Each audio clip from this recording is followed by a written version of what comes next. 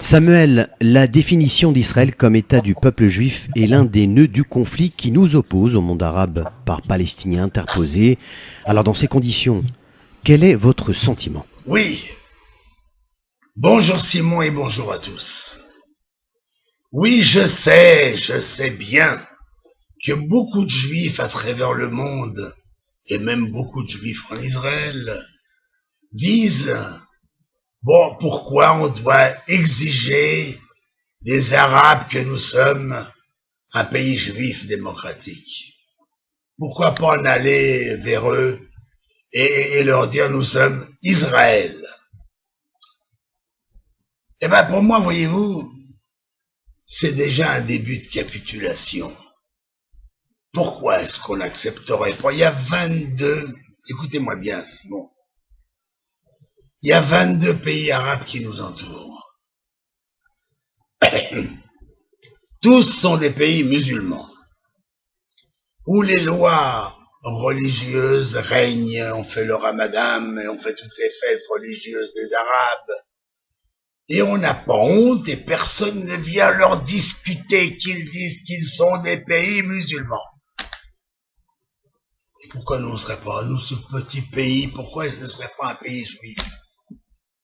Qui décide si on a le droit ou pas le droit? On a envie d'avoir un pays juif.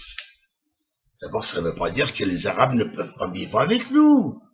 Nous sommes tout à fait d'accord à partir du moment où ils reconnaissent qu'ils vivent dans un pays juif et qu'ils se soumettent aux lois du pays. Nous pouvons vivre avec eux vraiment sans problème.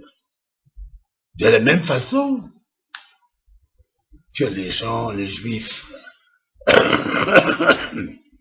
qui habitent en Algérie, au Maroc, en Tunisie et dans d'autres pays arabes, eh bien ils savent qu'ils vivent dans des pays arabes, musulmans. Il n'y a pas de problème. Ils ne viennent pas discuter en disant « Nous ne voulons pas que vous soyez un pays musulman ». Ils acceptent le fait qu'ils vivent dans ce pays. Et de cette façon-là, nous pouvons aussi vivre avec les Arabes.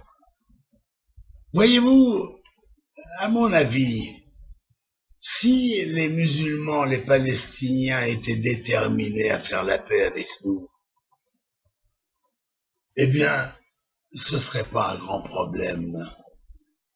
On passe par-dessus des histoires de genre quand on veut vivre en paix. Mais en réalité, Simon, quand on veut tuer son chien, on dit qu'il a la gale.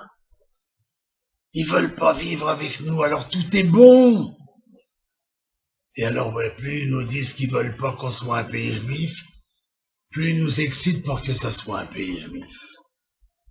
Vous savez, c'est pas la totalité de notre raison d'être d'exiger que ça soit un pays juif, mais le fait qu'on nous refuse ça, alors ça nous rend beaucoup plus déterminés à dire mais ça vous embête tellement que ça soit un pays juif. Alors là on dit non, alors là nous on veut que ça soit un pays juif. Et en réalité, moi je suis contre toute forme de céder à leur chantage. Parce qu'en réalité, tout ça masque une mauvaise foi et un désir de ne pas traiter avec nous, un désir de ne pas faire la paix. Alors définitivement, il faut leur dire voilà, les cocos, c'est à prendre ou à laisser.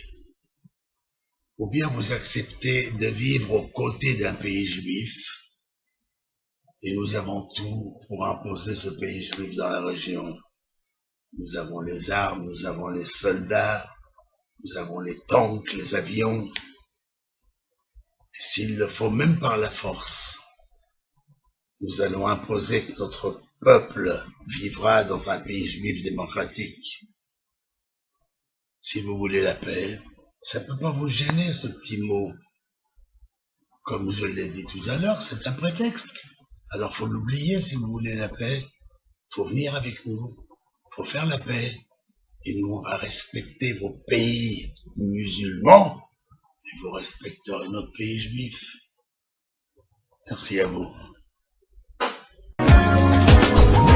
Dizengoff Center, l'espace commercial le plus vaste et le plus diversifié d'Israël. Dizengoff Center, une destination à ne surtout pas manquer lors de vos prochains séjours à Tel Aviv.